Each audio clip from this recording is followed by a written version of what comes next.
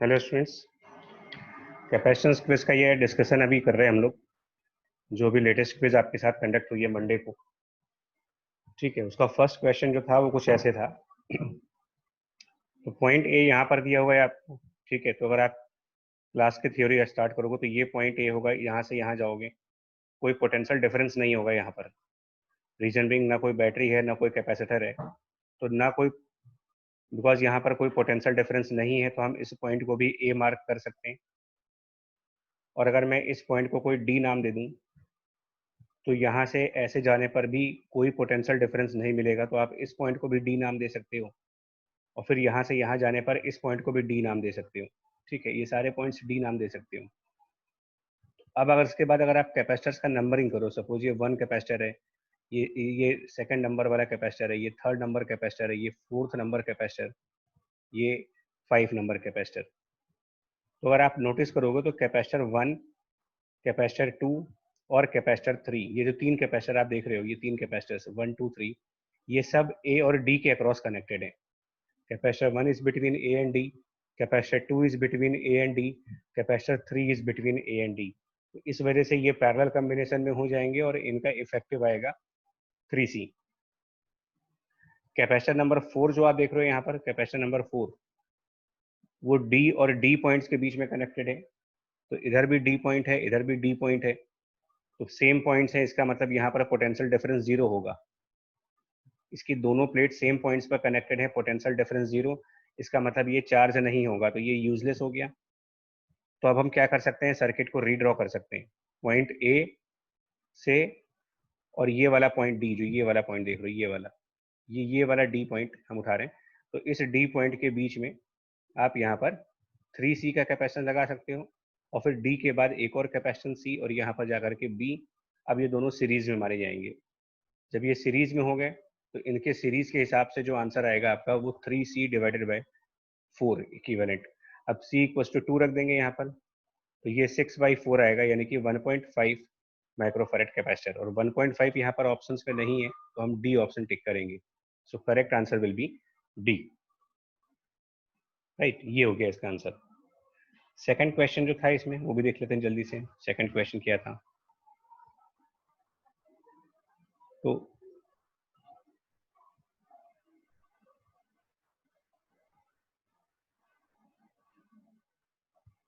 ठीक है, ये हमारा सेकंड क्वेश्चन है। इसको देख लेते हैं जल्दी से कि अब सेकंड क्वेश्चन में क्या करना होगा मुझे। ठीक है, देखिए, इसमें भी ए और बी के बीच निकालना है, ठीक है, कैपेसिटेंस। तो यहाँ पर आपको एक डी पॉइंट नाम दे दूँ। मैं पॉइंट सी नहीं लिखता, बिकॉज सी से हम कैपेसिटेंस लिखते हैं, इसलिए डी से स्टार्ट किया। ये पॉइंट भी डी हो गया, बिकॉज यहाँ पर कोई पोटेंशियल डिफरेंस नहीं है। और इसको हम कोई ई पॉइंट नाम दे देते हैं, ठीक है। अब आप अगर आप देखो तो 1 और 2 इस तरीके से नंबरिंग करें, 3, देन ये 4, देन ये 5 एंड देन ये 6 कैपेसिटेंस। तो जो कैपेसिटेंस 1 है और जो कैपेसिटेंस 2 है, इन दोनों की अगर आप बात करोगे तो ये ए और डी के बीच कनेक्टेड है। ये देखो, अब ये भी ए से डी कनेक्टेड है और ये भी हमारा ए से डी कनेक्टेड है। इस वजह से इनका जो इक्विवेलेंट होगा, इनका इफेक्टिव ये हो जाएगा 2C, बिकॉज इन पैरेलल है, ये सेम पॉइंट्स के बीच में होने की वजह से इसको हम पैरेलल कहते हैं। ये पैरेलल कैपेसिटेंस है, 2C की वैल्यू हो गई है, ठीक है। अब कैपेसिटर 4 और कैपेसिटर 6 की बात करें अगर, तो कैपेसिटर 4 और कैपेसिटर 6, अगर हम इनकी बात करें 4 एंड 6 की, तो 4 वाला भी हमारा डी और ई के बीच में कनेक्टेड है और 6 वाला भी डी और ई के बीच में कनेक्टेड है। तो ये दोनों भी पैरेलल में हो गए, और ये पैरेलल में होने की वजह से ये भी 2C हो गए। तो ये दोनों कैपेसिटेंस कंबाइंड होकर के 2C बन जाएंगे, ये दोनों कैपेसिटर्स कंबाइंड होकर के 2C बन जाएंगे। अब हम सर्किट को रीड्रॉ करेंगे, तो कैसे रीड्रॉ करेंगे, पॉइंट ए, ठीक है, इन दो कैपेसिटर्स की जगह पर इनका इक्विवेलेंट यूज करेंगे, यानी यहाँ पर 2C कैपेसिटेंस लगाएंगे, ये हमारा पॉइंट डी हो जाएगा। अब इसकी कोई जरूरत नहीं है हमें। ऐसे ही इन दो कैपेसिटर्स की जगह पर कोई एक कैपेसिटर यूज करेंगे, मान लो हम ये वाला कैपेसिटर यूज कर लेते हैं और इसकी जगह पर 2C कर देंगे, ठीक है। तो ये इसकी जरूरत नहीं है मुझे, क्योंकि इसको मैंने इफेक्टिव में ऐड कर लिया है। और उसके बाद यहाँ पर एक कैपेसिटर है मेरे पास, प्लस एक कैपेसिटर ये हो गया। ये जो दो कैपेसिटर आप देख रहे हो, ये 3 और 5 वाले हैं, कैपेसिटर 3 और कैपेसिटर 5। और फिर आपके पास यहाँ पर पॉइंट बी है, तो अब ये 2C और C, ये जो 2C और C देख रहे हो आप, ये वाले, ये दोनों हमेशा सीरीज में आ गए, यहाँ पर सीरीज में आ गए, तो इसके हिसाब से इनका इक्विवेलेंट आ जाएगा 2C/3, और ये 2C/3 प्लस ये C पैरेलल में, तो 2C/3 और प्लस C पैरेलल में होने की वजह से इसका और इसका इक्विवेलेंट जब निकालेंगे इन पैरेलल, तो वो हो जाएगा 5C/3, और फाइनली इस 5C/3 का इस 2C के साथ सीरीज करोगे तो 5C/3 और 2C का जब फाइनल सीरीज दिखाएंगे तो 1/C effective finally will be 1/2C and plus 1/5C/3। तो ये कुछ ऐसा आंसर आ जाएगा। अब इसको सिंप्लीफाई करके इस क्वेश्चन का भी आंसर ला सकते हैं कि इसकी वैल्यू क्या आएगी, सी इफेक्टिव की वैल्यू यहाँ पर सॉल्व की जा सकती है।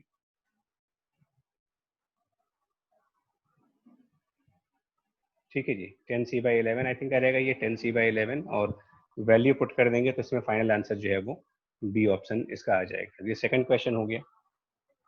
ठीक है, नेक्स्ट क्वेश्चन देखते हैं, थर्ड क्वेश्चन देखते हैं। ठीक है जी,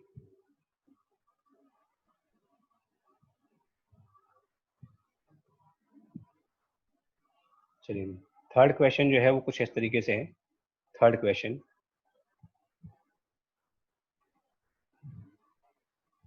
यहाँ पर थर्ड क्वेश्चन आ गया। देखो थर्ड क्वेश्चन में यहाँ पर भी कैपेसिटेंस निकालनी है मुझे। तो ये तो खैर इजी क्वेश्चन है, बिकॉज यहाँ पर ये दोनों आपके सीरीज में है, ये दो कैपेसिटर्स आपके सीरीज में लगे हैं, ये दो कैपेसिटर्स आप ऑब्वियसली है पैरेलल में है, तो यहाँ पर ज़्यादा टाइम नहीं लगेगा आपको सॉल्व करने में। ये पैरेलल में, ये सीरीज में, तो इनके सीरीज की जो वैल्यू बनेगी, ये सीरीज की वैल्यू, ये आप C और C है तो ये C/2 हो जाएगा, ये C और C है तो ये 2C हो जाएंगे, यानी यहाँ पर 2C वैल्यू बन जाएगी और यहाँ पर C/2, और ये C/2 और इधर का ये वाला कैपेसिटेंस C पैरेलल में होंगे, तो लास्ट में इनका जब इक्विवेलेंट लाओगे तो इनका इक्विवेलेंट हो जाएगा 3C/2। फिर ऐसे ही ये जो 2C है और ये जो C है, इनको हम सीरीज में ऐड करेंगे, इन दोनों को सीरीज में ऐड कर देंगे, और इनको हम सीरीज में ऐड करके जब आएंगे तो 2C और C का सीरीज इक्विवेलेंट आ जाएगा 2C/3। अब आगे के लिए हम जरा सर्किट को रीड्रॉ कर लें जल्दी से। तो पॉइंट ए यहाँ पर कैपेसिटेंस C, इसके बाद ये कैपेसिटेंस C हो जाएगा एक, और ये 3C/2 वाला कैपेसिटेंस हो गया। ठीक है, तो यहाँ पर आपके पास 3C/2 कैपेसिटेंस प्लस आप पॉइंट बी पे चले गए, और इधर की तरफ जब आ रहे हैं, इधर की तरफ, तो यहाँ पर हमारे पास एक कैपेसिटेंस जो आएगा वो टोटल वैल्यू 2C/3 आएगी, एंड देन इस तरीके से आप डायग्राम बनाओगे। अब ये C और 3C/2, ये जो दो कैपेसिटर देख रहे हो, ये हमेशा हो गए सीरीज में, और इनका जो सीरीज इक्विवेलेंट आएगा, इनका सीरीज इक्विवेलेंट, और यहाँ पर जो 2C/3 आप देख रहे हो, ठीक है, ये अब आपस में दिखाएंगे तो ये पैरेलल में हो जाएंगे, मतलब 2C/3 और ये जो सीरीज आएगा इसका, जो भी इसका आंसर आएगा, ये दोनों आपस में आप कनेक्ट कर देना पैरेलल के अंदर। ठीक है, 3C/2 और C, और इस तरीके से कनेक्ट कर देंगे तो वो पैरेलल में आ जाएंगे, और इनके पैरेलल को फाइनली, इस पैरेलल को फाइनली इस वाले C के साथ फाइनली सीरीज में डाल देंगे इसको, और ये करके आप अपना आंसर ला सकते हो इस क्वेश्चन में क्या आंसर आएगा। ठीक है, नेक्स्ट क्वेश्चन पे जाओ।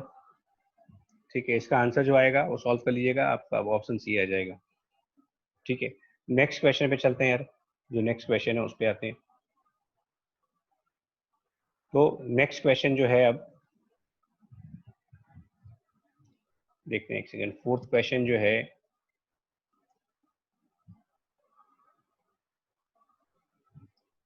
चलिए ये है फोर्थ क्वेश्चन, इसको भी देख लेते हैं फटाफट क्या आएगा आंसर। तो फोर्थ क्वेश्चन में अगर हम चलेंगे तो फोर्थ क्वेश्चन तो इजी है, बिकॉज यहाँ पर क्या हो रहा है कि अगर आप कैपेसिटर के इस प्लेट से चलो तो इस तरफ कोई ऐसा पार्ट नहीं है जहां पर पोटेंशियल डिफरेंस आ पाए। ठीक है, यहाँ पर कोई पोटेंशियल डिफरेंस नहीं है, जिसकी वजह से ये कैपेसिटर शॉर्ट सर्किटेड कहलाएगा। अब जब ये शॉर्ट सर्किटेड होगा तो ये इसमें से यूजलेस होगा, इसका कोई काम नहीं होगा। उसके बाद ये कैपेसिटर और ये कैपेसिटर आप स्ट्रेट फॉरवर्ड पैरेलल में ऐड कर सकते हो, बिकॉज जब इसको काम नहीं होगा, शॉर्ट सर्किटेड हो गया, तो आपका सर्किट फिर से रीड्रॉ हो जाएगा, और सर्किट रीड्रॉ करने के बाद एक सिंपल सा सर्किट ऐसे बन जाएगा।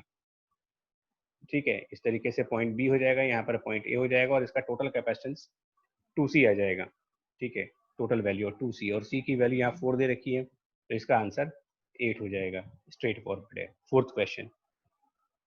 ठीक है, नाउ नेक्स्ट फिफ्थ क्वेश्चन पे आते हैं। फिफ्थ क्वेश्चन की तरफ आए अगर, तो फिफ्थ क्वेश्चन देखो क्या है।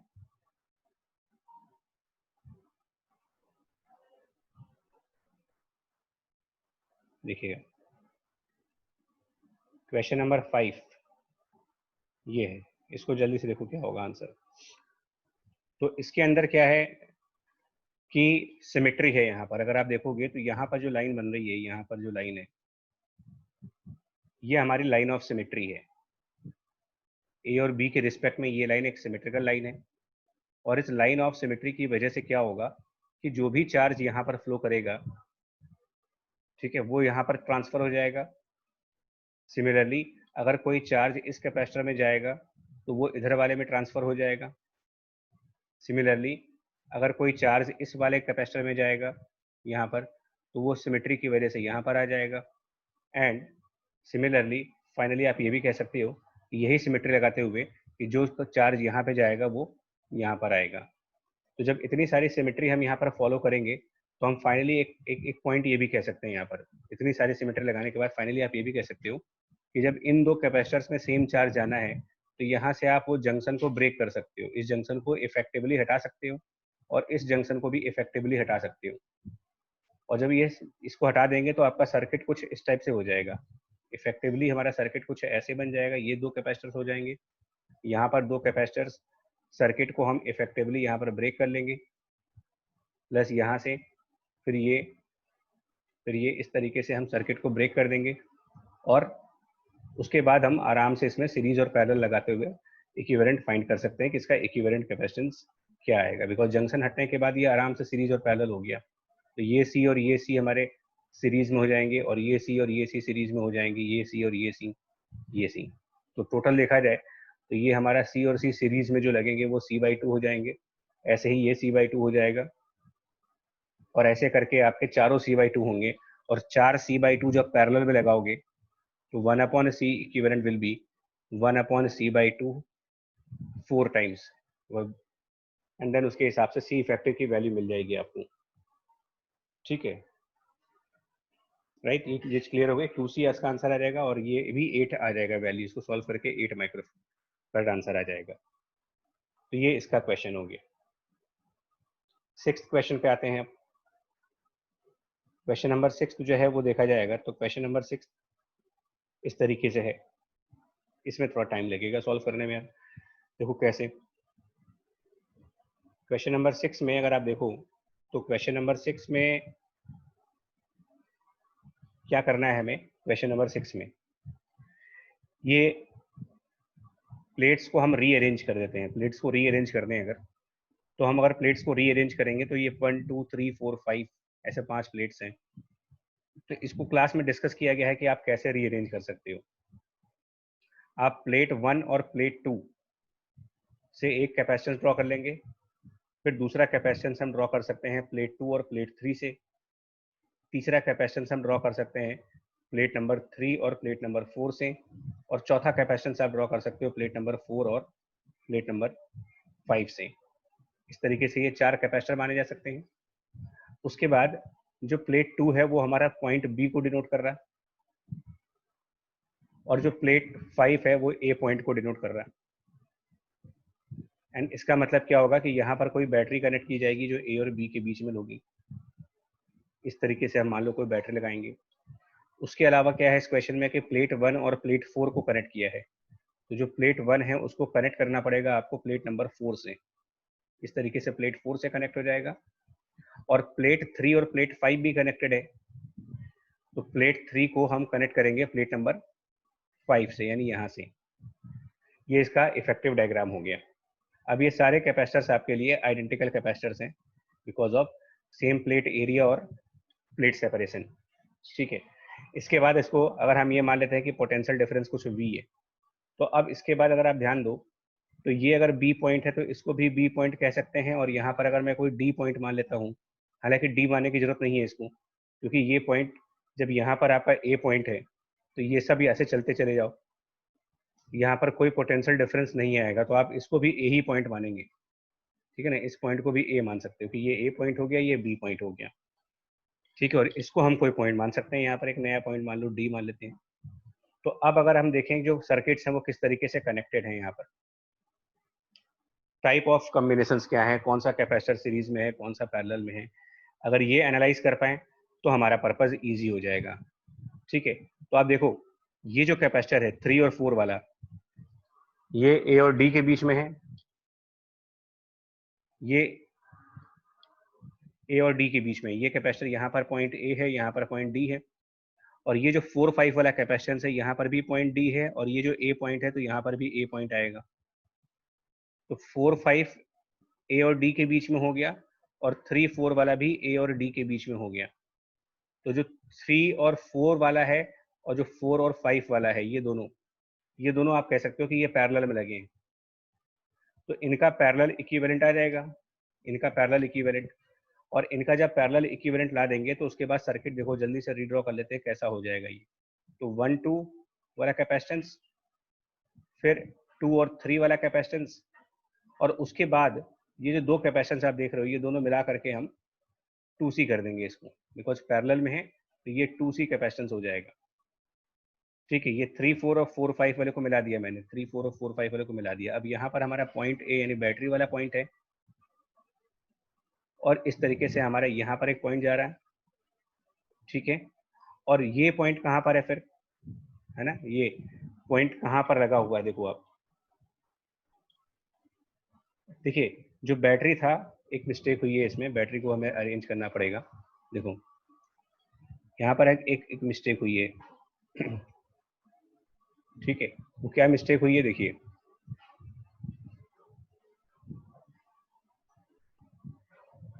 देखो हमारा पॉइंट डी यहाँ पे था, मैं एक बार फिर से दिखा रहा हूँ आपको, 1-2, ये 1-2 हो गया, ये 2-3 हो गया। तो जो 3-4 कैपेसिटेंस है, 3-4 आप इसको 3 और 4 वाला मान लो, ठीक है, 3 और 4 वाला। तो 4 के नीचे वाला पॉइंट तो हमारा डी है ना, 4 के नीचे आपको डी पॉइंट मिल रहा है। और हम ये जो 4-5 वाला कैपेसिटेंस है इसको हम इसी के साथ ऐड करके 2C कर दे रहे हैं, 4-5 को, 4-5 कैपेसिटर को इसी के साथ ऐड करके आप 2C कर दो, तो यहाँ पर आपका डी पॉइंट आ गया। लेकिन वो डी पॉइंट को हमें कनेक्ट करना होगा, देखो डी पॉइंट कहाँ पे कनेक्टेड है, तो डी पॉइंट ले जा करके प्लेट 1 पे कनेक्ट करना होगा। तो डी प्लेट पॉइंट को हम ले जा करके प्लेट 1 पे कनेक्ट करेंगे, और ये जो 3 वाला प्लेट है उसके बाद ए पॉइंट है, यानी यहाँ पर एक्चुअल में आपके पास पॉइंट ए है, और वो ए पॉइंट है जो बैटरी से कनेक्ट होगा यहाँ पर इस तरीके से। तो अब अगर आप इसको ध्यान से देखोगे तो ये हमारा V हो गया। तो देखो बिटवीन 2 एंड 3 क्या पोटेंशियल डिफरेंस मिलेगा आपको, बिटवीन 2 एंड 3। तो प्लेट 2 और प्लेट 3 को देखा जाए तो प्लेट 3 बैटरी के प्लस टर्मिनल से कनेक्ट हो गया, और प्लेट 2 बैटरी के माइनस टर्मिनल से कनेक्ट हो गया। तो बिटवीन 2 एंड 3 तो आपका V हो गया। और बिटवीन 1 एंड 2 कैसे निकालेंगे वो देखिए, ठीक है। तो यहाँ से अगर आप चलो, अब आपको ये कंसेप्ट समझना होगा। देखो यहाँ से अगर हम इस पॉइंट से चलें और मान लो ऐसे चलें इस पॉइंट से, तो ये वाला रास्ता इस कैपेसिटर में जाओगे, प्लस यहाँ आओगे, प्लस यहाँ आओगे, और प्लस ऐसे करके आप फाइनली कहाँ तक आ जाओगे, इस पॉइंट तक, ठीक है। तो ये वाला पॉइंट तो बैटरी के माइनस से ही कनेक्टेड है ना, ये जो पॉइंट देख रहे हो ये बैटरी के माइनस से कनेक्टेड है। तो यहाँ पर एक माइनस वाला बैटरी का नेगेटिव एंड है, और ये पॉइंट जहाँ पर तुम लौट के आ रहे हो ये बैटरी का प्लस एंड है। यानी कि ये जो कैपेसिटेंस C है और यहाँ पे जो कैपेसिटेंस 2C हम देख रहे हैं, यहाँ से चलते हुए चलेंगे तो यहाँ से लेकर के और यहाँ तक, यानी कि इस C और इस 2C के कॉम्बिनेशन में टोटल वोल्टेज V है। तो ये कैपेसिटेंस C और कैपेसिटेंस 2C का कंबाइंड वोल्टेज V है। तो सेपरेट वोल्टेज यहाँ पर जब निकालना होगा तो आपको पता है कि अगर दो कैपेसिटर सीरीज में लगे हों, मान लो C1 एंड C2 सीरीज में, और उनका टोटल वोल्टेज अगर V है तो उनके इंडिविजुअल वोल्टेजेस V1 V2 निकालने का एक प्रोसेस है, that V1 plus V2 will be capital V, और उनका जो रेशियो होता है वोल्टेजेस का वो हमेशा कैपेसिटेंस के इनवर्स रेशियो में आता है, C2/C1। तो हमारे पास एक कैपेसिटर C है और एक कैपेसिटर 2C है जिनका टोटल वोल्टेज V है। तो यही वाला कंसेप्ट फॉलो करोगे तो आपको यहाँ पर एक वोल्टेज मिलेगा और वो वोल्टेज मिलेगा 2V/3। तो 1 और 2 के बीच में आंसर है 2V/3 और 2 और 3 के बीच का आंसर है V। तो जब रेशियो फाइंड करेंगे तो वो 2/3 का रेशियो आएगा, जिस वजह से ये जो बी ऑप्शन है ये सही ऑप्शन है इसका। इस क्वेश्चन का करेक्ट आंसर हो गया बी। ठीक है, 6th क्वेश्चन हो गया। नाउ चलते हैं 7th क्वेश्चन की तरफ। ठीक है, इसको देख लो, समझ लो आप लोग। 7th क्वेश्चन पे मूव करेंगे इसके बाद। अब 7th क्वेश्चन यहाँ पर है। ठीक है, ये हमारा 7th क्वेश्चन डाइलेक्ट्रिक का है। अब इसको देखो जल्दी से कैसे कर सकते हैं। ठीक है, इसको जल्दी से कैसे कर सकते हैं। K1 K2 का रिलेशन दे रखा है और आपको रेशियो ऑफ, इसमें ध्यान देना पड़ता है क्या पूछा जा रहा है। Ratio of density of energy. तो आपको ये पता होना चाहिए कि जो डेंसिटी ऑफ एनर्जी होती है, ratio of density of energy, ये होती है हाफ एप्सिलॉन, और अगर डाइलेक्ट्रिक है तो कैपिटल के into E square. Right.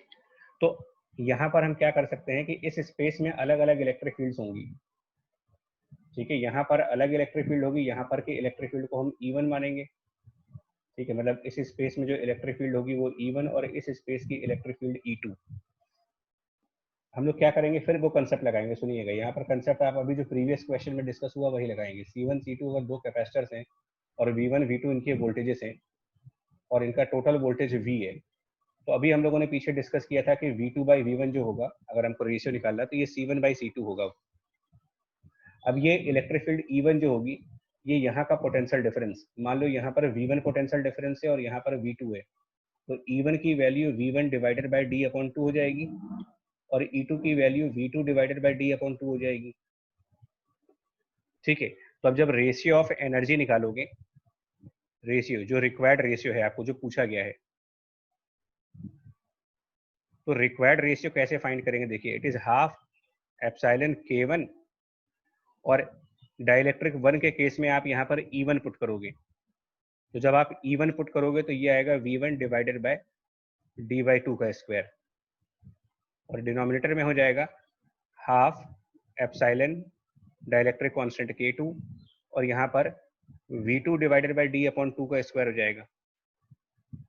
But जो V2/V1 है वो C1/C2 है, तो इस हिसाब से यहाँ पर अगर चलोगे तो ये पूरा टर्म जो बनेगा आपका वो बनेगा K1/K2 और ये हो जाएगा V1 square divided by V2 square. अब V1/V2 का जो स्क्वायर होगा वो एक्चुअल में C2/C1 स्क्वायर होगा इस कंसेप्ट के हिसाब से, ये जो कंसेप्ट है। अब अगर ये कैपेसिटेंस C2 है, इतने पोर्शन का C2 कैपेसिटेंस है और इतने पोर्शन का C1 कैपेसिटेंस है, तो इनका जब फॉर्मूला लगाओगे आप तो आपको ये मालूम चल जाएगा कि C2/C1 जो होगा, बिकॉज प्लेट एरिया सेम है, दोनों का सेपरेशन सेम है, तो आप C2/C1 फाइंड आउट कर सकते हो। और C2/C1 जब फाइंड आउट करोगे तो ये आंसर इतना आ जाएगा, C2/C1 will be actually K2/K1 square. कुल मिलाकर के ये रिजल्ट हो जाएगा K2 डिवाइडेड बाय K1 और K2 डिवाइडेड बाय K1 जब यहाँ से निकालेंगे K2/K1 तो वो आंसर 1/3 आएगा, जिसकी वजह से हम इस आंसर को सही बोलेंगे कि सी ऑप्शन इसमें राइट आंसर है, 1/3। ठीक है, ये 7th क्वेश्चन हो गया। सब कुछ फंडामेंटल्स के ऊपर है, बहुत ज़्यादा हाईफाई लगाने की जरूरत नहीं है, बेसिक्स के ऊपर है और जिसका भी बेसिक क्लियर होगा उसके लिए इजी होगा ये। नेक्स्ट क्वेश्चन पे आते हैं, 8th क्वेश्चन पे, देखते हैं क्या होगा। तो अब 8th क्वेश्चन हमारा यहाँ पर है,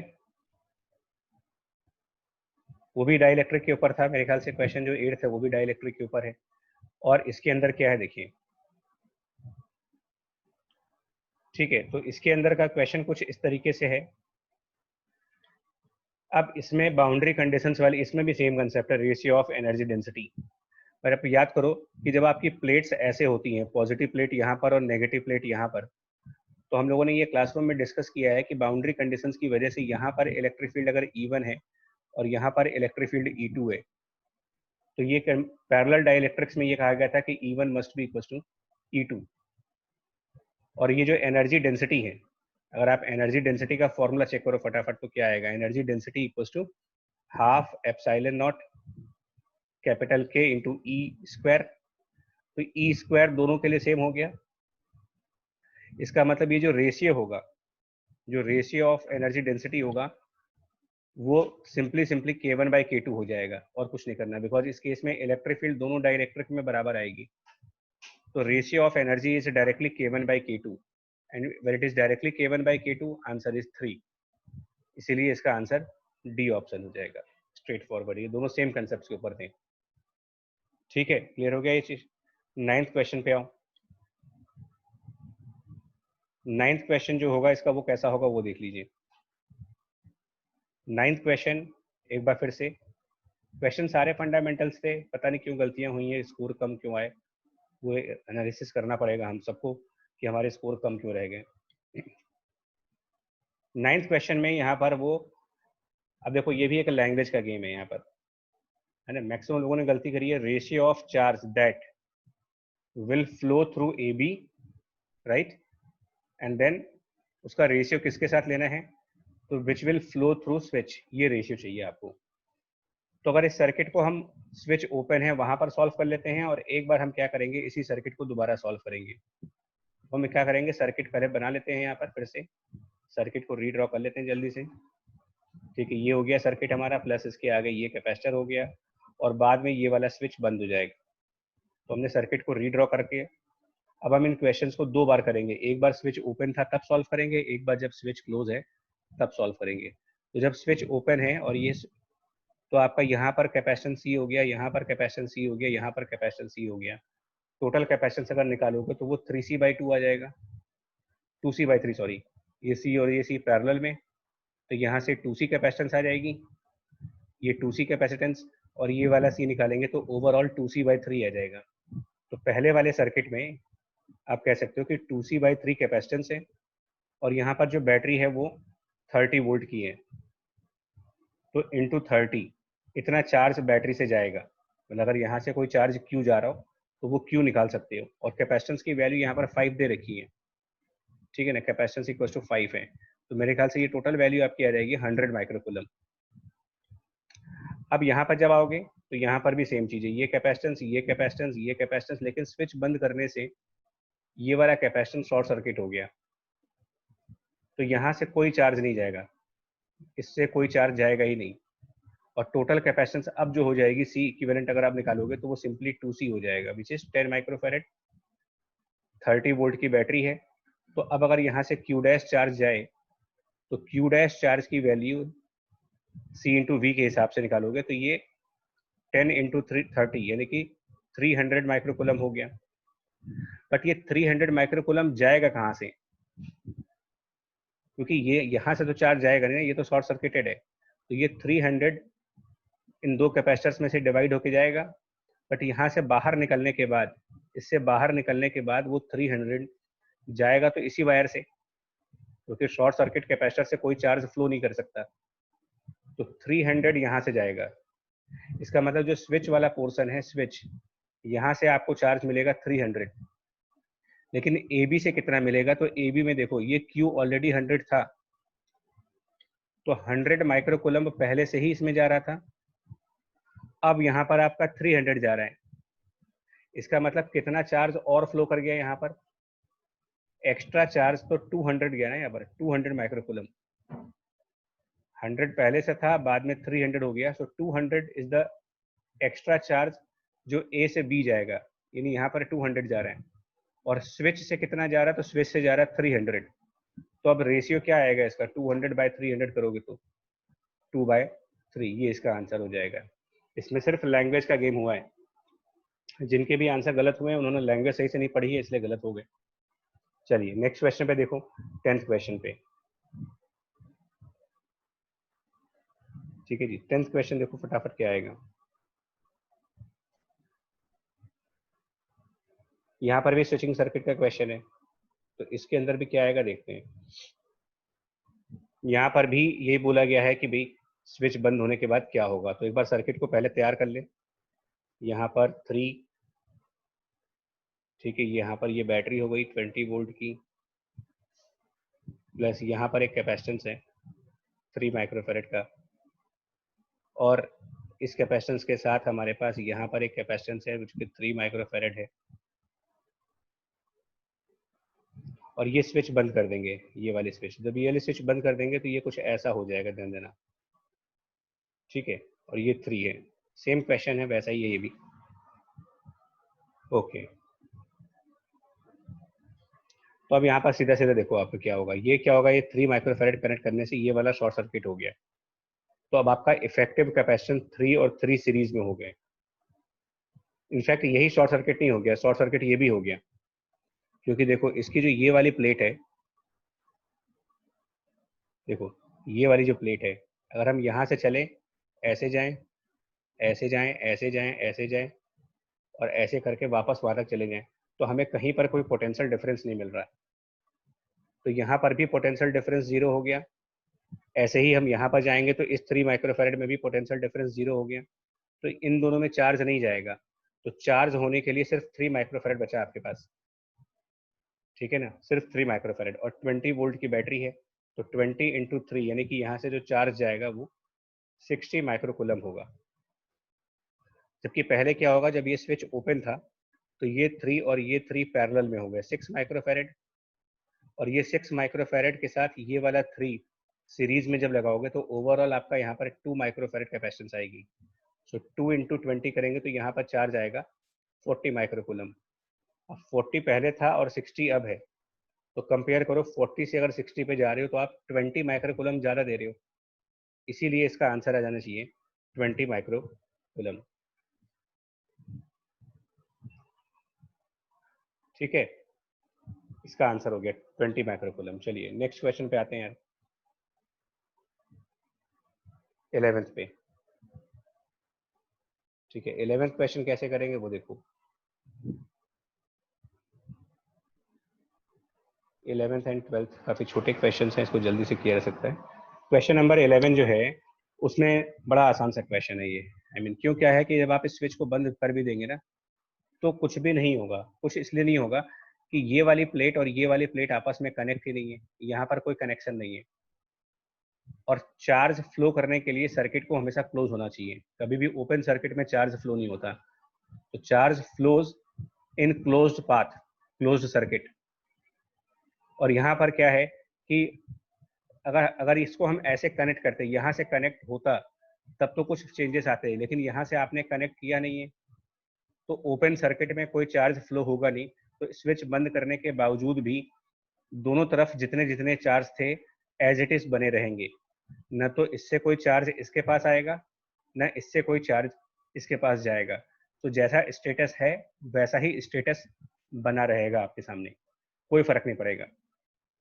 ठीक है, तो बी वाले पर कितना चार्ज आएगा, तो इसका आंसर है 0, कोई नहीं आएगा, बिकॉज बी अनचार्ज था, वो अनचार्ज रहेगा जब तक कि हम इधर से सर्किट को कंप्लीट ना कर दें। तो इसका आंसर डायरेक्टली 0 हो गया। अब इस पर आइए, 12th क्वेश्चन पे देख लेते हैं एक बार। जो 12th क्वेश्चन है ये क्या है, फटाक से इसको भी देख लो जल्दी से।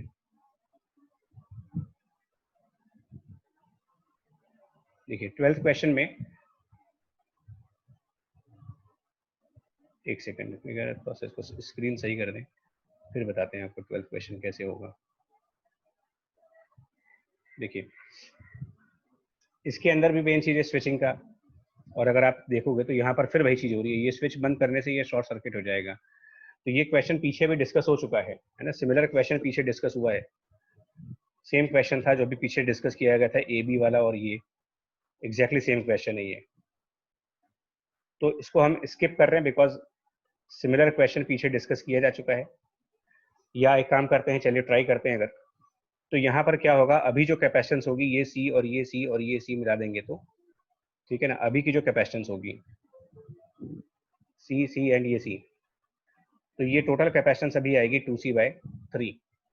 जबकि बाद में क्या होगा जब आप स्विच बंद कर देंगे, ठीक है ना, जब बाद में क्या होगा जब हम स्विच बंद कर देंगे उसके बाद का अगर हम निकालें, ठीक है, हम इसको स्किप नहीं करते, चलिए। तो बाद में जब आप इसको स्विच बंद करोगे तो ये कैपेसिटर प्लस इधर वाला कैपेसिटर, ये दो कैपेसिटर हो गए, प्लस यहाँ पर कैपेसिटर, लेकिन स्विच बंद करने से ये एक बार फिर उसी तरीके से शॉर्ट सर्किट हो जाएगा। तो अब हमारे पास इस तरीके से ई हो गया। अब कैपेसिटेंस यहाँ पर सी हो गई, यहाँ पर सी हो गई, टोटल कैपेसिटेंस से 2C हो गई। तो not 2C is the total capacitance, और उस हिसाब से यहाँ चार्ज जाएगा 2CE का, जबकि यहाँ पर चार्ज जाएगा 2CE/3 का। और ये 2C जाएगा कहाँ से? तो ऑब्वियस सी बात है कि ये 2C में से जब जाएगा तो CE चार्ज यहाँ चला जाएगा, CE चार्ज यहाँ आ जाएगा, इससे कुछ जाएगा नहीं, तो ये 2CE का पूरा पूरा चार्ज इस ब्रांच से जाएगा इधर की तरफ से। तो देखिए 2/3 और ये 2, इसका मतलब कुछ एक्स्ट्रा चार्ज आया है, और कितना एक्स्ट्रा चार्ज आया है ये भी देख सकते हो आप। यहाँ पर कितना एक्स्ट्रा चार्ज है ये कैसे निकालोगे? तो 2CE अभी है और पहले 2/3 था, माइनस कर दो 2CE माइनस 2CE/3, तो आप कह सकते हो कि 4/3 CE चार्ज एक्स्ट्रा बैटरी से बाहर आएगा। तो ऑप्शन ए सही है, some charge will flow out of the positive terminal. And जब ए सही है तो बी गलत हो गया, है ना? ए अगर सही है तो बी ऑटोमेटिकली गलत हो गया। The amount of charge flowing through the cell will be C, ये भी गलत हो गया, बी भी गलत हो गया। And the amount of charge flowing through the cell will be 4/3 CE, ये सही है क्या?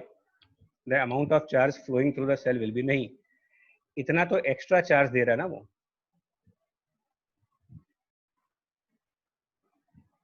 ठीक है जी, 2CE/3 पहले से ही था, अब यहाँ पर टोटल चार्ज 2CE फ्लो हो रहा है।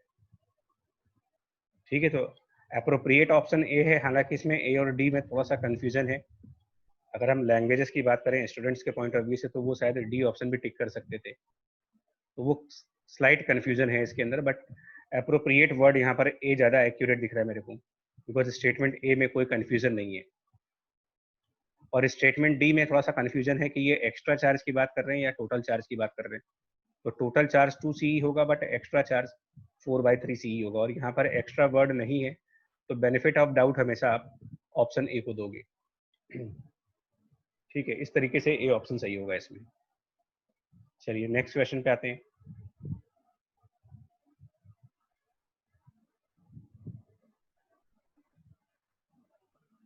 ठीक है, नाउ क्वेश्चन 13 पे आओ। इसमें क्या करेंगे देखो, इसमें जब स्विच पॉइंट ए पर है तो ये 12 वोल्ट की बैटरी से ये चार्ज हो जाएगा, यहाँ पर प्लस माइनस 12 × 6 72 माइक्रोकूलम चार्ज आ जाएगा, और यहाँ पर 0 चार्ज होगा, ये सिचुएशन होगी। ठीक है, उसके बाद क्या कर रहे हैं, इसको इधर कनेक्ट कर रहे हो। इसका मतलब बाद में क्या कर रहे हो आप, इस 6 माइक्रोफैरेड कैपेसिटर को आप कनेक्ट कर दे रहे हो 3 माइक्रोफैरेड कैपेसिटर से। तो 6 वाला अगर 3 से कनेक्ट कर देंगे तो मान लेते हैं कि फाइनली इन दोनों का एक कॉमन पोटेंशियल आ गया। वही पूछा भी है, what is the new potential difference across the combination. मान लेते हैं कि इनके बीच में जो पोटेंशियल डिफरेंस है, मतलब इस पॉइंट के बीच में और इस पॉइंट के बीच में पोटेंशियल डिफरेंस V मान लेते हैं, और वो कॉमन होगा, क्योंकि हम इधर से जाएंगे तो भी वही पोटेंशियल डिफरेंस आएगा और इधर से जाएंगे तो भी। तो अगर पोटेंशियल डिफरेंस V मान लें तो यहाँ पर +6V का चार्ज हो जाएगा, यहाँ -6V का चार्ज, यहाँ पर +3V का चार्ज, यहाँ पर -3V का चार्ज। और अब आप क्या करोगे, यहाँ पर कंजर्वेशन ऑफ चार्ज फॉलो करो।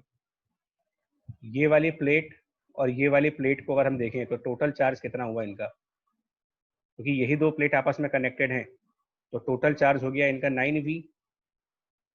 और अगर आप उन्हीं दोनों प्लेट्स को पहले चेक करते प्रीवियस अरेंजमेंट में, तो प्रीवियस अरेंजमेंट में उन दोनों प्लेट का चार्ज है 72 + 0, और इस हिसाब से V की वैल्यू हो जानी चाहिए 8, यानी common potential is 8 volt, simply by the conservation of charge.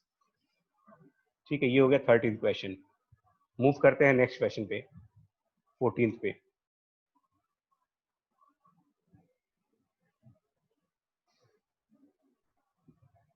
ठीक है, इसमें थोड़ा सा आंसर मिस्टेक हुआ था, बट फिर भी इसके अंदर जब दोनों कैपेसिटर्स को चार्ज कर दिया जाएगा तो यहाँ पर माइनस प्लस का चार्ज आ जाएगा, यहाँ पर भी माइनस प्लस का चार्ज आ जाएगा, और वो चार्जेस यहाँ पर भी C × V आएंगे, यहाँ पर भी C × V आएंगे, बिकॉज पैरेलल कॉम्बिनेशन है ये। इसके बाद बैटरी को डिस्कनेक्ट किया जा रहा है। ठीक है, बैटरी को डिस्कनेक्ट करने के बाद क्या कर रहे हो आप, इसमें से एक कैपेसिटर के अंदर बैटरी को डिस्कनेक्ट कर दिया गया। क्वेश्चन अगर आप रीड कर पाओ तो क्वेश्चन रीड करने के बाद आपको समझ में आ जाएगा। The switch is now open.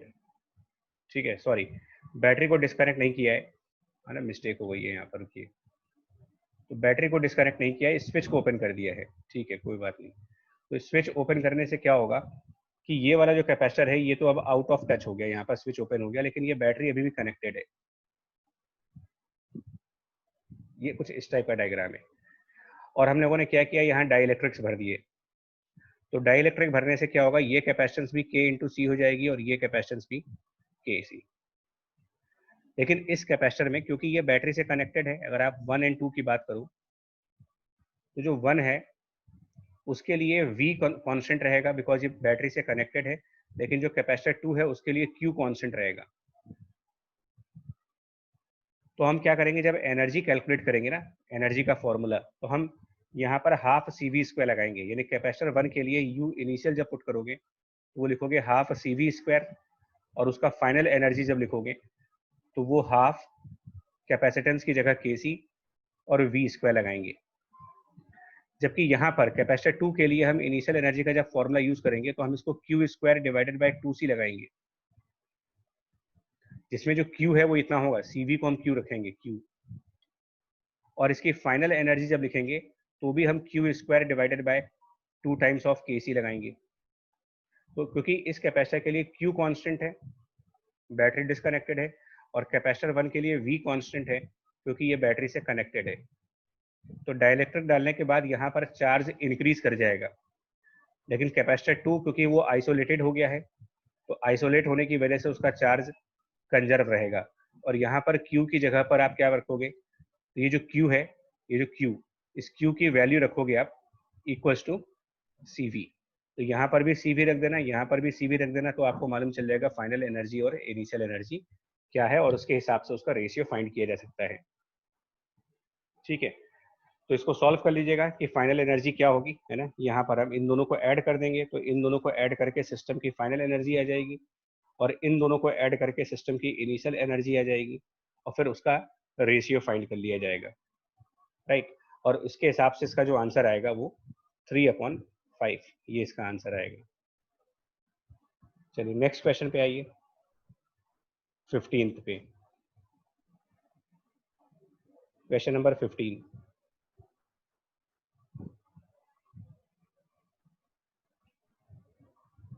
अब इसको कैसे करेंगे,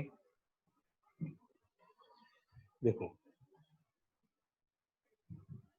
यहाँ पर भी पहले स्विच ओपन है, ठीक है, स्विच ओपन है। तो जब स्विच ओपन है तो उस टाइम पर आप सर्किट को एक बार रीड्रॉ करते हैं। स्विच ओपन होने पर अगर हम इसको रीड्रॉ करें थोड़ी सी बेटर अंडरस्टैंडिंग के लिए, तो ये 2 कैपेसिटर्स यहाँ पर हो गए और 2 कैपेसिटर्स नीचे हो गए।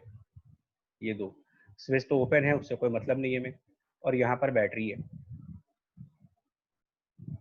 ठीक है, ये 24 वोल्ट की बैटरी हो गई। स्विचेस ओपन है यहाँ पर, तो ये 1 का कैपेसिटेंस है, ये 2 वाला कैपेसिटेंस है, ये 2 माइक्रोफैरेड कैपेसिटेंस, और ये 1। तो अगर आप देखोगे तो ये जो 1 2 आप देख रहे हो यहाँ पर, इसमें सिंपल तरीके से कर सकते हो कि ये 1 2 सीरीज में है, ये 1 और 2 सीरीज में है यहाँ पर, और ऐसे ही ये 2 और 3 सीरीज में है। मतलब अगर हम यहाँ पर देखेंगे तो ये 2 और 1 जो देख रहे हो ये सीरीज में लगेंगे, तो इससे इसका आंसर आ जाएगा 2/3। और ऐसे ही ये जो 1 और 2 देख रहे हो आप, ये भी आपके सीरीज में लगे हैं, तो ये भी आपका 2/3 हो गया, और ये म्यूचुअली पैरेलल में है। तो 2/3 माइक्रोफैरेड अगर कैपेसिटेंस है और 24 वोल्ट, यानी कि इसको अगर आप रिड्यूस करते हो तो रिड्यूस करने के बाद ये सर्किट आपको ऐसा दिखेगा।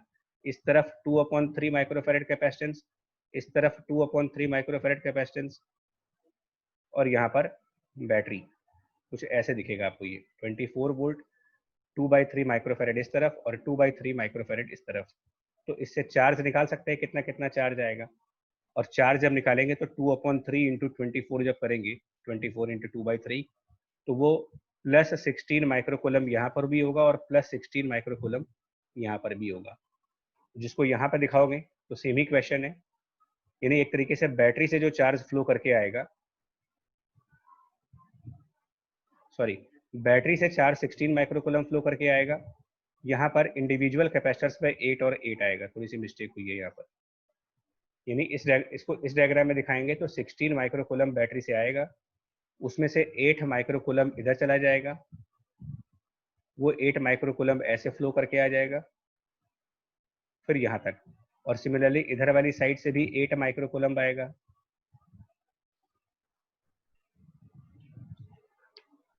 ठीक है जी, जस्ट अ मिनट, कुछ मिस्टेक हुआ है इसमें यार, एक मिनट ना। अच्छा, कुछ मिस्टेक हुई है इसमें। नहीं यार, ये मिस्टेक हुई है, एक मिनट, वो कैलकुलेशन एरर हुई है मुझसे, सॉरी। ठीक है, ये सब मेरी कैलकुलेशन एरर हो गई है यहाँ। देखिए क्या होगा यहाँ पर कि ये 2/3 और ये 2/3 24 सही है। 2/3 इंटू 24 यानी 16 माइक्रोकुलम तो यहाँ पर आएगा और 16 माइक्रोकुलम यहाँ भी आएगा, विच मीन्स बैटरी से 32 माइक्रोकुलम आएगा। ठीक है, तो यहाँ पर हम बैटरी से 32 दिखाएंगे, 16 नहीं दिखाएंगे, बैटरी से 32 आएगा। हाँ, इस तरफ 16 माइक्रोकुलम यहाँ जाएगा और 16 माइक्रोकुलम यहाँ पर भी आएगा। ये हो गया पहले वाला केस। अब बाद में क्या होगा, स्विच बंद करने के बाद, देखिए स्विच बंद करने के बाद का डायग्राम ऐसे होगा कुछ।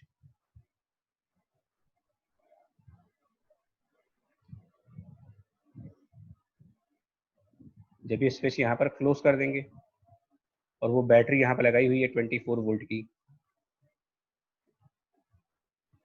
तो स्विच बंद करने के बाद थोड़ी सिचुएशन बदल गई। सिचुएशन कैसे बदल गई, ध्यान दो जरा।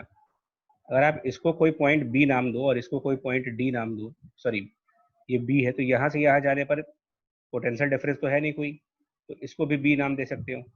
और इसको अगर हम ए नाम दे, तो हमारा ये जो कैपेसिटर 1 माइक्रोफेरेड है और ये जो 2 माइक्रोफेरेड है, ये कैपेसिटर ए से बी तक कनेक्ट हो गया और इधर ये वाला कैपेसिटर भी आपका ए से बी कनेक्ट हो गया। तो इधर भी ए से बी का कनेक्शन है, इधर भी ए से बी का कनेक्शन है। ठीक है, इसको कोई हम डी पॉइंट नाम दे देंगे। तो ये 1 और 2 अब पैरेलल कॉम्बिनेशन में हो गए।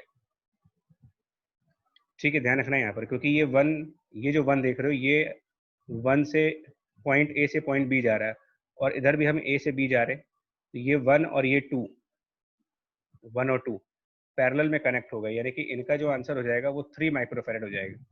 सिमिलरली यहाँ पर ये जो 2 और 1 देख रहे हो, ये भी पैरेलल में है, क्योंकि इधर वाला 2 पॉइंट बी से पॉइंट डी आ रहा है और इधर वाला 1 भी पॉइंट बी से पॉइंट डी आ रहा है।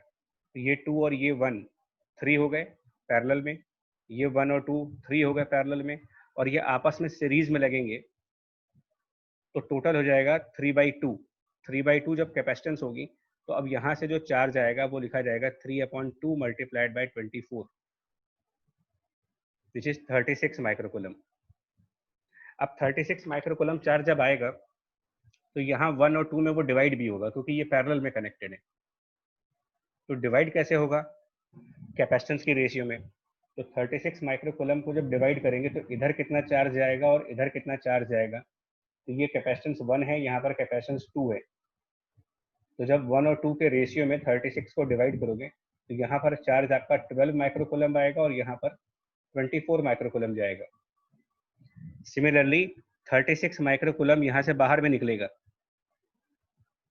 तो इस कैपेसिटर से कितना चार्ज आएगा, ध्यान देना, इस कैपेसिटर से, और इधर से कितना चार्ज आएगा, ये भी उसी रेशियो में होंगे। क्योंकि अगर 36 माइक्रोकुलम बाहर जाना है तो कैपेसिटेंस की रेशियो के हिसाब से यहाँ से 24 माइक्रोकुलम आएगा और बाकी 12 माइक्रोकुलम यहाँ से आएगा। अब जरा आप इस पॉइंट पर ध्यान दीजिए, पॉइंट बी पर। इस साइड से 12 माइक्रोकुलम चार्ज आ रहा है लेकिन आगे 24 जा रहा है। तो ये कैसे हो सकता है कि यहाँ से आप 12 माइक्रोकुलम रिसीव कर रहे हो और आगे 24 को ट्रांसफर कर रहे हो। ये तभी हो सकता है जब एडिशनल 12 माइक्रोकुलम इस वायर में से आ रहा हो। एडिशनल 12 जब इधर से आएगा तो ये 12 जो टुवर्ड्स बी पॉइंट होगा और इधर से भी 12 आएगा। कर्चॉफ रूल के हिसाब से 12 और 12 24 हो जाएंगे और वही 24 माइक्रोकुलम यहाँ पे चला जाएगा। इसका मतलब इस वायर के अंदर 12 माइक्रोकुलम का चार्ज लेफ्ट साइड पे जाना चाहिए। ठीक है, और वही आपका क्वेश्चन है कि स्विच के थ्रू कितना जाएगा, तो आंसर होगा 12 माइक्रोकुलम। ये 15 क्वेश्चन का आंसर हो गया। ठीक है, नेक्स्ट क्वेश्चन पे आइए।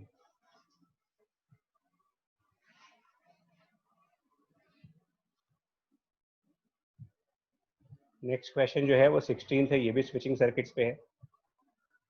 ठीक है, तो इसको भी जल्दी से देख लेते हैं। इसमें क्या है, फिर से सेम क्वेश्चन है, charge flowing through the section A B when the switch is closed. तो स्विच जब ओपन है तो ये चारों कैपेसिटर सीरीज में है, ठीक है। जब स्विच ओपन है तो उस टाइम पर यहाँ पर जो चार्ज जाएगा, ठीक है ना, क्यू, यानी कि जो चार्ज क्यू ओपन कंडीशन में जाएगा वो आप लिख सकते हो, ये चारों कैपेसिटर सीरीज में, तो C/4 इंटू वी। और जब स्विच क्लोज कर दिया हमने, स्विच क्लोज, तो क्यू क्लोज्ड वाली कंडीशन में कितना जाएगा ये ध्यान दो। फिर से सेम प्रोसेस है कि जैसे ही आप यहाँ पर स्विच बंद करोगे ये वाला कैपेसिटर शॉर्ट सर्किट हो जाएगा। अब आपके पास सिर्फ 3 कैपेसिटर बचे, तो C/3 इंटू वी हो जाएगा। तो डिफरेंस फाइंड कर लो इसका। डिफरेंस जब निकालोगे तो CV/3 माइनस CV/4 करेंगे तो मेरे ख्याल से ये आंसर आ जाएगा, C/12। वी की जगह पर ई लिखा हुआ है। तो ये हो गया 16th क्वेश्चन का आंसर। ठीक है जी, नेक्स्ट क्वेश्चन का आंसर देखते हैं, 17th क्वेश्चन। 17th क्वेश्चन में क्या करना है देखो।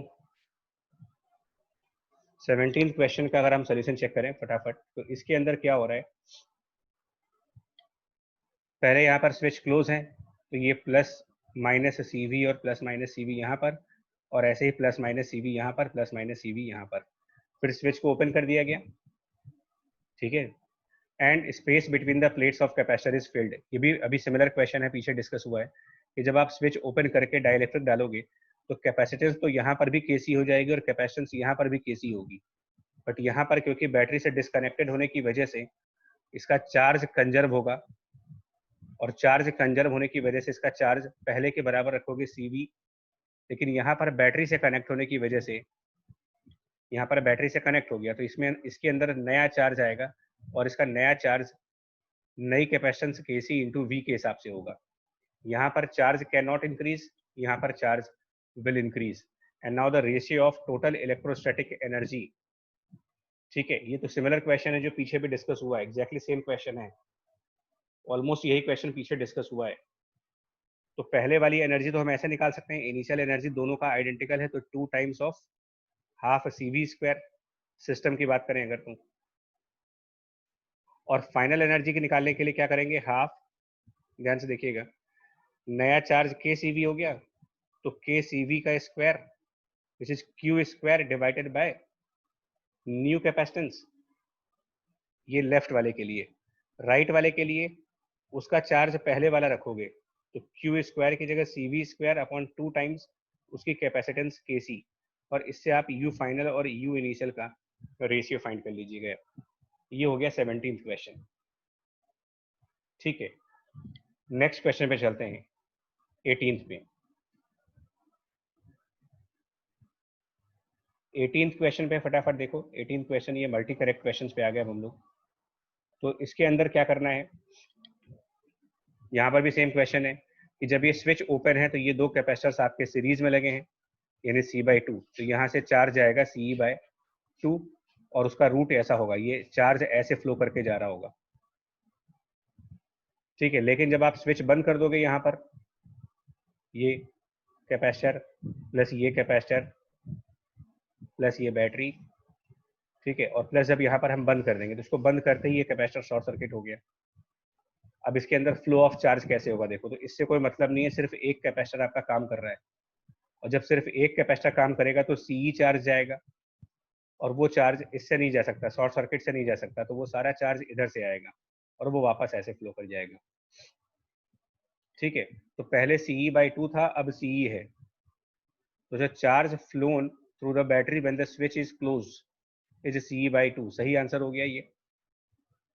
अब यहाँ पर भी हम ये बाय डिफॉल्ट मान रहे हैं कि ये एक्स्ट्रा चार्ज की बात कर रहे हैं, ये एक्स्ट्रा चार्ज बाय डिफॉल्ट ये एज्यूम कर रहे हैं। वर्क डन बाय बैटरी, तो इसका भी कंसेप्ट आपको पता है कि वर्क डन बाय बैटरी कैसे निकाला जाता है। वर्क बाय बैटरी निकालने के लिए सीधा सा रूल है, जितना एक्स्ट्रा चार्ज वो डिलीवर करे, एक्स्ट्रा चार्ज इनटू इसका पोटेंशियल डिफरेंस। तो एक्स्ट्रा चार्ज यहाँ CE/2 है, और इनटू ई करके CE²/2 आ जाएगा। तो ये ऑप्शन भी सही है। Change in the energy stored of capacitor, तो जो कैपेसिटर्स है, मतलब पूरे सिस्टम की बात कर रहे हैं, तो पहले दो कैपेसिटर्स थे, तो थर्ड ऑप्शन के लिए जब आप करोगे तो यू कैपेसिटर्स में पहले जाओगे तो half effective capacitance C/2 into V² और कैपेसिटर्स की फाइनल एनर्जी जब निकालेंगी तो वो इनिशियल एनर्जी, फाइनल एनर्जी में सिर्फ एक कैपेसिटेंस है तो वो हो जाएगा हाफ CV स्क्वायर। तो चेंज कितना हुआ, फाइनल माइनस इनिशियल करें अगर, final half CV square minus this value, तो ये आ जाएगा CV स्क्वायर बाय 4। तो ये ऑप्शन भी सही है। और हीट डेवलप्ड, तो हीट डेवलप्ड आप निकालते ही इसका तरीका यही है, work done by battery minus change in capacitors energy, ये इसका कंसेप्ट है।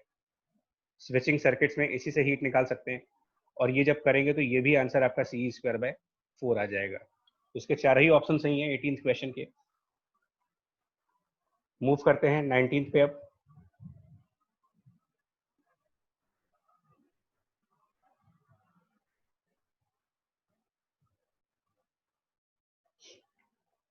ठीक है, 19th क्वेश्चन देख लो भाई कैसे होगा ये। यहाँ पर 3 और 6 करके दो कैपेसिटर्स हैं जो कि पैरेलल में कनेक्टेड हैं। तो ठीक है, इस तरीके से हमने मान लिया कि दो कैपेसिटर्स हो गए, एक 3 माइक्रोफेरेड कैपेसिटर हो गया और दूसरा हमारे पास यहीं पर 6 माइक्रोफेरेड कैपेसिटर हुआ, और ये दोनों क्वेश्चन के हिसाब से पैरेलल में कनेक्ट होकर के एक बैटरी से कनेक्ट हो गए। और वो बैटरी जो है उसका पोटेंशियल डिफरेंस 12 वोल्ट है। तो ये प्लस माइनस 72 माइक्रोकूलम चार्ज यहाँ पर आ जाएगा और प्लस माइनस 36 माइक्रोकूलम चार्ज यहाँ पर आ जाएगा बिकॉज ऑफ पैरेलल कॉम्बिनेशन। इसके बाद क्या करने जा रहे हैं हम लोग, इसके बाद बैटरी को डिस्कनेक्ट किया गया है, the battery is then disconnected, और ये जो कैपेसिटेंस C है जिसकी वैल्यू 3 थी, इसको डाइलेक्ट्रिक से भर दिया गया। तो अब आपका नया सर्किट कुछ ऐसे बन जाएगा। देखो, देखिए बैटरी डिस्कनेक्ट कर चुके हैं ना, बैटरी को डिस्कनेक्ट किया और यहाँ पर डाइलेक्ट्रिक डाल चुके हो। तो जब आप यहाँ डाइलेक्ट्रिक डाल दोगे तो इसकी नई कैपेसिटेंस हो जाएगी, इसकी न्यू कैपेसिटेंस निकाल सकते हो। New capacitance K into C के हिसाब से जाओगे तो वो 6 माइक्रोफेरेड हो गया, और ये ऑलरेडी 6 माइक्रोफेरेड है और बैटरी नहीं है यहाँ पर, बैटरी डिस्कनेक्टेड है, तो चार्ज कंजर्व होगा, यहाँ पर कंजर्वेशन ऑफ चार्ज फॉलो होगा। और टोटल कितना चार्ज है देखो, इस प्लेट पर 36 और इस प्लेट पर 72 है, तो टोटल चार्ज आपका 108 माइक्रोकूलम है दोनों को मिला करके। और अब दोनों की कैपेसिटेंस बराबर हो गई है, 6 और 6 हो गई है, तो अब ये टोटल चार्ज इक्वली डिवाइड हो जाएगा इन दोनों के बीच में, यानी यहाँ पर प्लस 54 माइक्रोकूलम चार्ज हो जाएगा, 54 है ना, प्लस 54 माइक्रोकूलम, और यहाँ पर भी प्लस 54 माइक्रोकूलम। तो 54 माइक्रोकूलम चार्ज अगर 6 माइक्रोफेरेड कैपेसिटर के ऊपर है तो इसका पोटेंशियल डिफरेंस अब 9 वोल्ट आ जाएगा Q अपॉन C करके। तो 9 volt will be the potential difference. तो अब इसमें कुछ मिस्टेक है, A भी गलत है और B भी गलत है, ये ऑप्शंस मैच नहीं कर रहे हैं। Energy of the capacitor C is, तो अब इसकी एनर्जी निकालनी है ना, energy in the capacitor C is 192। तो ये कैसे निकालेंगे इसकी एनर्जी, तो थर्ड ऑप्शन चेक करते हैं। थर्ड ऑप्शन चेक करने के लिए क्या करेंगे, हाफ, अब यहाँ पर कैपेसिटेंस 6 हो गया है और चार्ज 54 है और पोटेंशियल डिफरेंस 9 है, तो कैपेसिटेंस 6 और V स्क्वायर, तो 9 का स्क्वायर करोगे तो 81 आ जाएगा, ठीक है, और ये वैल्यू अराउंड 243 माइक्रोजूल आएगी।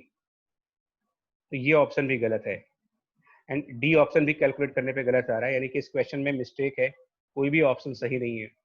इस वजह से यहाँ पर ग्रेस किया जा रहा है, लाइक इस क्वेश्चन में कैलकुलेशन मिस्टेक की वजह से कोई भी आंसर मैच नहीं कर रहा।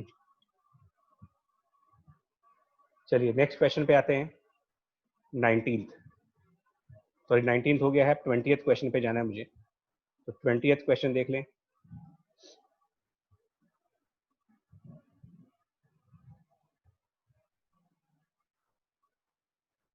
देखिए इसके अंदर क्या कह रहे हैं, 20th क्वेश्चन में अगर आप देखो तो 20th क्वेश्चन में क्या कह रहे हैं कि कैपेसिटर है 2 माइक्रोफेरेड, उसके अंदर डाइलेक्ट्रिक भी है और उसको 100 वोल्ट पे चार्ज कर दिया गया, ठीक है, अच्छी बात है। कैपेसिटर विथ बैटरी, कितनी बैटरी है यहाँ पर, तो बैटरी है यहाँ पर 100 वोल्ट की, ठीक है, इसके अंदर डाइलेक्ट्रिक है, ध्यान रखिएगा, इसके अंदर डाइलेक्ट्रिक भरा हुआ है K, और कैपेसिटेंस इसकी 2 है। अब क्या कह रहे हैं, इसके इस वजह से क्या होगा, यहाँ पर एक चार्ज आ जाएगा प्लस माइनस,